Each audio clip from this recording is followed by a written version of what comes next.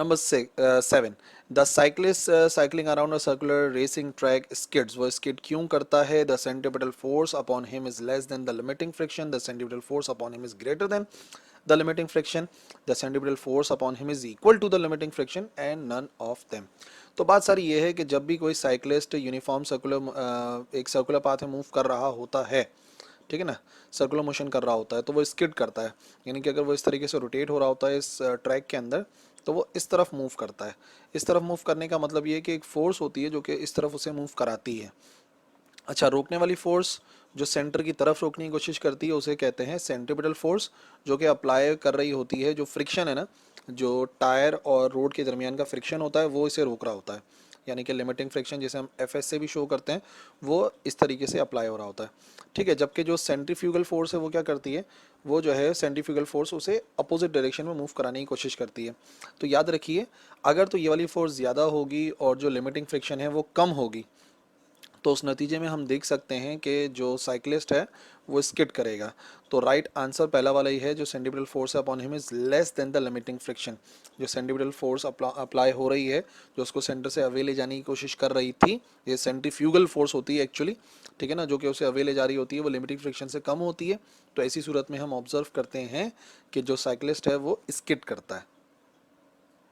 17, the horizontal range of projectile depends upon, जो horizontal range होती है प्रोजेक्टाइल की वो डिपेंड करती है the angle of projection, g at the place, the velocity of projection, all of them.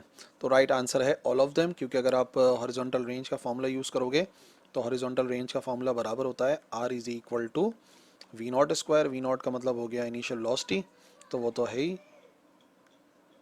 फिर आता है हमारे पास sine 2 theta, V not square sine 2 theta, यानी कि एंगल ऑफ प्रोजेक्शन पे भी डिपेंड कर रही है, और अपॉन में आती है वैल्यू ऑफ जी। तो भाई जो सारे के सारे ऑप्शन है उन पर डिपेंड कर रही है, वी नॉट स्क्वायर पे भी कर रही है, थीटा पे भी कर रही है, और जी पे भी कर रही है।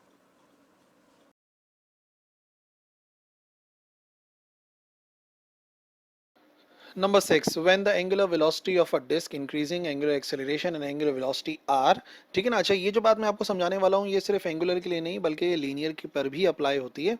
अगर वेलोसिटी इंक्रीज हो रही होती है तो वेलोसिटी और एक्सेलरेशन सेम डायरेक्शन में होते हैं। सेम डायरेक्शन का मतलब वो दोनों एक दूसरे के पैरेलल होंगे, ठीक है ना, अगर वेलोसिटी इंक्रीज हो रही हो तब। और अगर वेलोसिटी डिक्रीज हो रही होती है तो फिर हम ये कहते हैं कि वो एक दूसरे के ऑपोजिट डायरेक्शन में होंगे, ठीक है ना। तो वो तो खैर यहाँ पे ऑप्शन है नहीं, लेकिन मैंने बता दिया कि अगर कुछ चेंज होगा यहाँ पर तो ये चेंज हो सकता है।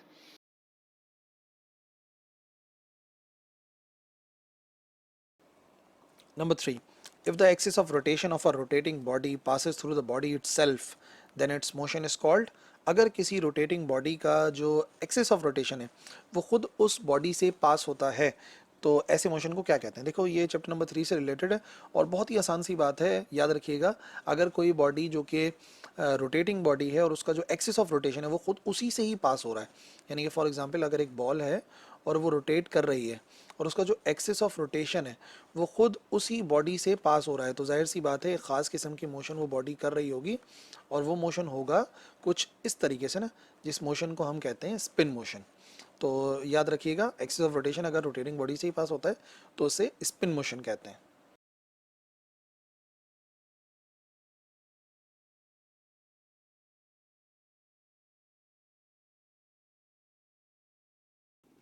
An angle subtended at its center by an arc whose length is double to that of its radius is, ठीक है ना। यहाँ पे हमें आर्क एंगल क्या पूछा जा रहा है, ठीक है ना, एंगल का पूछा जा रहा है जो कि सेंटर में बन रहा है, और जो आर्क है उसकी लेंथ गिवन है, उसकी लेंथ है double two that of its radius, यानी कि यहाँ पे जो रिलेशन है ना वो एंगल और लीनियर डिस्प्लेसमेंट का है। और चैप्टर नंबर 4 में हम पढ़ चुके हैं कि वो फॉर्मूला होता है s is equal to r theta, ठीक है। फॉर्मूला जो है वो है s is equal to r theta, relation between linear and angular displacement. अब यहाँ पे कह रहे हैं जो आर्क लेंथ है वो डबल ऑफ रेडियस है, तो जो आर्क लेंथ है एस, इसकी जगह पे हम पुट करेंगे double of radius. Double of radius का मतलब हो गया 2r is equal to, are अपनी जगह पर है और थीटा की वैल्यू एज इट इज़ यहाँ पे लिख देते हैं, ठीक है। तो यहाँ पर हो जाएगा 2r is equal to r theta, r से आर होगा कैंसिल, तो हमारा जो थीटा है ना इसका आंसर आ जाएगा 2, ठीक है। और ये क्या है, ऐसा यूनिट्स में सॉल्व कर रहे हैं तो ये हो जाएगा 2 रेडियन के, ठीक है ना, ये बराबर होगा 2 रेडियन। और बात सारी ये है कि क्योंकि हम मालूम करना चाह रहे हैं 2 रेडियन की वैल्यू, तो 1 रेडियन बराबर होता है 57.3 के, ठीक है ना। तो फिलहाल हमें चाहिए 2 रेडियन, तो 57.3 इंटू 2, 57.3 को मल्टीप्लाई कराते हैं 2 से, तो हमें आंसर मिलेगा 114.6। तो आपने ये बात याद रखनी है कि अगर एंगल मालूम करना है आपने जो कि सबटेंड होता है सेंटर पर एक ऐसे आर्क से जिसकी लेंथ डबल है रेडियस के, तो याद रखना है वो एंगल बराबर होता है 114.6 डिग्रीज के, यानी कि 2 रेडियन के। लेकिन क्योंकि क्वेश्चन में डिग्रीज में था तो हमने उस 2 रेडियन को कन्वर्ट करा डिग्रीज में।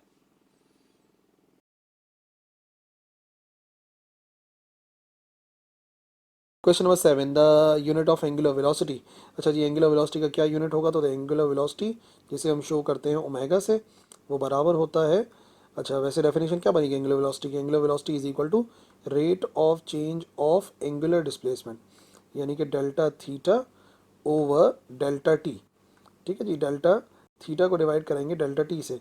अच्छा, एंगल का क्या यूनिट होता है? एंगल का यूनिट होता है हमारे पास रेडियन, और टाइम का यूनिट होता है सेकंड। तो इसका मतलब सही यूनिट क्या होना चाहिए? रेडियन पर सेकंड, और जो कि थर्ड वाला है रेडियन पर second is the unit of angular velocity. Between centripetal and tangential acceleration in circular motion is, centripetal acceleration और टेंजेंशियल एक्सेलरेशन के दरमियान में एंगल कितना होता है? तो देखो ऐसा हर सर्किल के अंदर ही वेरीफाई होगा। याद रखना है कि सेंट्रीपिटल एक्सेलरेशन की डायरेक्शन होती है टुवर्ड्स सेंटर, और अगर कोई पार्टिकल मूव कर रहा है तो उसकी टेंजेंशियल एक्सेलरेशन की डायरेक्शन होती है इस तरीके से, जो कि वेलोसिटी की डायरेक्शन है, ठीक है ना। तो इस वजह से आप देखोगे कि दोनों के दरमियान में एंगल कितने डिग्री बनेगा?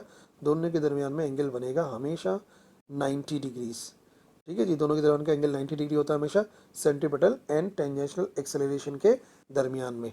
टेंजेंशियल मतलब जो टेंजेंट बनाती हुई एक्सेलरेशन है, और सेंट्रीपिटल तो आपको पता ही है, और ये सिर्फ यहाँ नहीं है, ये हमेशा ही है। फॉर एग्जाम्पल यहाँ पे देख लो, ठीक है, ये आ गई सेंट्रीपिटल एक्सेलरेशन, और अगर वो पॉइंट रोटेट करता करता यहाँ पहुँचा है तो फिर से यहाँ पर एक टेंजेंट बन रहा होगा, टेंजेंट बनेगा तो आप देखोगे दोबारा से दोनों के दरमियान का एंगल कितनी डिग्री बनेगा?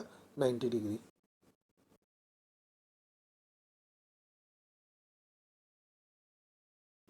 The angle between centripetal acceleration tangential acceleration in circular motion, किसी भी सर्कुलर मोशन की खास बात यह है कि उसके अंदर एंगल हमेशा कांस्टेंट रहता है between tangential acceleration and centripetal acceleration.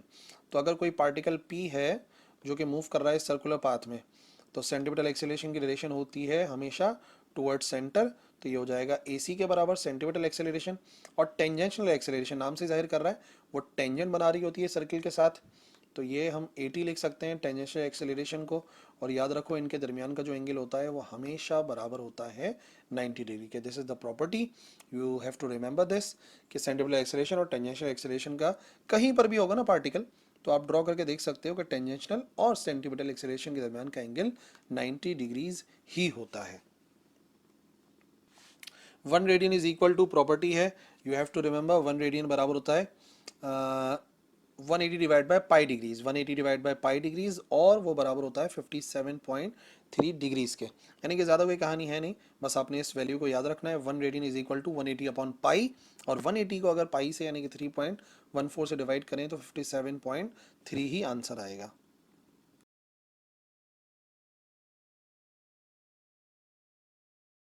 Then question number 2, the angular speed of minute hand of a clock is, जो मिनट हैंड होता है क्लॉक का, यानी कि मिनट की जो सुई होती है घड़ी के अंदर, उसकी एंगुलर स्पीड कितनी है? और 4 ऑप्शन हमारे सामने हैं। तो सबसे पहले डेफिनेशन देखते हैं एंगुलर वेलोसिटी की। एंगुलर वेलोसिटी यानी कि ओमेगा खुद बराबर होता है किस चीज़ के? कितना एंगल बन रहा है, यानी कि डेल्टा थीटा, और डिवाइडेड बाय वो एंगल कितने टाइम में बन रहा है। तो डेल्टा थीटा को अगर हम डिवाइड करा दें टाइम से तो हमें एंगुलर वेलोसिटी पता लग जाएगी। यहाँ पर हम ये कर लेते हैं कि भाई मिनट हैंड को आप देखो कि वो अपना एक रोटेशन कितनी देर में मुकम्मल कर रही है। तो मिनट हैंड जो मिनट की सुई है अपनी जगह पर वापस आती है कितनी देर बाद? वो आती है 60 मिनट्स के बाद, यानी कि 1 घंटे के बाद। 1 घंटे के बाद जो मिनट की सुई है वो दोबारा अपनी जगह पर वापस आ जाती है। सो हमें टाइम लिखना पड़ेगा, टाइम कितना होगा?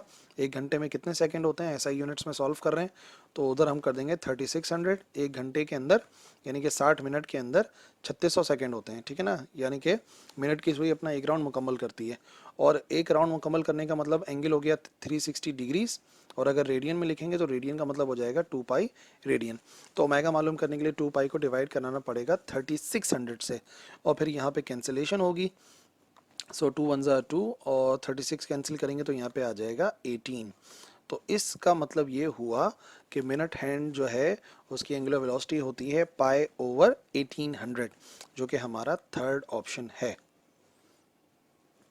Number 3, a projectile is fired at an angle theta with the horizontal will be minimum at, ठीक है ना, उसकी जो वेलोसिटी है वो मिनिमम कब होती है अगर एक प्रोजेक्टाइल को फायर किया जाए, ठीक है, थीटा एंगल बन रहा हो तो वेलोसिटी विल बी मिनिमम है एक्चुअली, जो मल्टीपल चॉइस क्वेश्चन है। तो वेलोसिटी मिनिमम कहाँ होती है, तो याद रखो जब भी प्रोजेक्टाइल को फायर किया जाता है तो बहुत तेज़ स्पीड होती है, ऊपर जाते जाते जाते जाते वाई कंपोनेंट कम होता रहता है, और जैसे ही वो अपने हाईएस्ट पॉइंट पे पहुंचती है तो वाई कंपोनेंट तो ज़ीरो हो जाता है, सिर्फ एक्स रह जाता है। तो इसका मतलब सबसे कम जो वेलोसिटी होती है वो होती है एट द हाईएस्ट पॉइंट। और अगर पूछी जाती है कि सबसे मैक्सिमम कब होगी, तो याद रखो वो होता है point of projection and the point of landing on the ground, but this time minimum था तो आंसर होगा the highest point.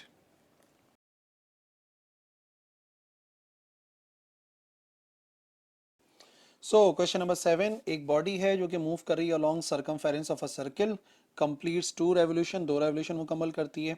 If the radius of circle is r, the ratio of displacement to the cover path, displacement और cover path अगर ratio लिया जाए after 2 revolution, तो बात यह है कि अगर कोई भी एक रेवोल्यूशन करे या 2 रेवोल्यूशन करे तो आपको मालूम है कि पूरा रोटेशन मुकम्मल होगा, यानी कि बॉडी जहाँ से स्टार्ट हुई थी वहीं पहुँच जाएगी। तो इस केस के अंदर जो डिस्प्लेसमेंट है वो होगी ही नहीं, डिस्प्लेसमेंट ज़ीरो के बराबर होगी, और जब डिस्प्लेसमेंट ज़ीरो होगी तो उसका रेशियो लिया जाए कवर्ड पाथ से तो वो भी किसके बराबर आ जाएगा, ज़ीरो के। जाहिर सी बात है जहाँ से बॉडी स्टार्ट हो रही है दोबारा वहीं पहुँच रही है तो डिस्प्लेसमेंट ज़ीरो होती है इस केस के अंदर, सो रेशियो भी ज़ीरो ही होगा।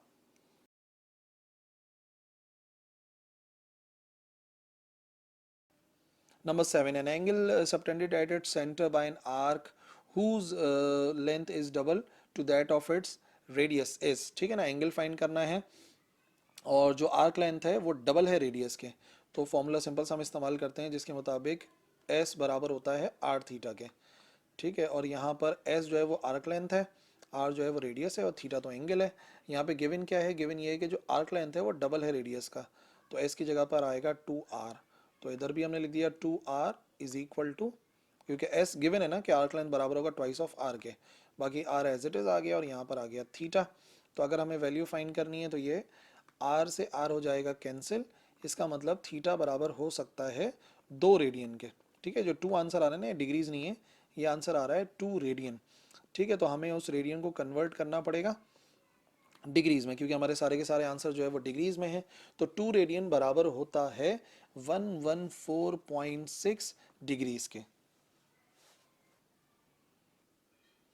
13, a projectile is thrown upward with a certain velocity, कोई भी उसकी velocity है, its time of flight will be minimum, time of flight कम से कम होगा if it is launched at an angle of, किस angle पर जो टाइम ऑफ फ्लाइट है वो कम होता है। तो यहाँ पे रेंज की तो बात की ही नहीं गई कि कहाँ जाना चाहिए कहाँ नहीं जाना चाहिए, बस ये पूछ रहे हैं कि कब कम से कम टाइम वो ट्रैवल करेगा। तो याद रखिए इसका सीधा सा ताल्लुक है एंगल से, और टाइम बहुत ही कम होता है जब एंगल छोटा बनता है, इसी वजह से सही आंसर है 30 डिग्री के बराबर।